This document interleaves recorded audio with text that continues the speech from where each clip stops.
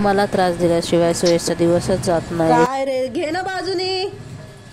हे guys, welcome back to our channel Samiksha's blog. अजून माझा घसा बरा झालेला नाही, त्यामुळे आवाज कसाही येत असेल। आता मी आणि सुयश चाललो आहे कॉलेजसाठी। आज आहे 29 ऑगस्ट आणि आज आहे national sports day. Sports day हा शारीरिक नाहीच तर मानसिकदृष्ट्यासुद्धा खूप फायदेशीर आहे आणि त्यानिमित्ताने पब्लिक स्कूलमध्ये सेलिब्रेट करत होते।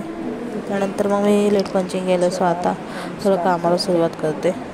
त्यानंतर मग आज गुरुवार होता, सो गजानन महाराजांची आरती चालू होती। आरती अटेंड केली, त्यानंतर मग प्रसाद घेतला।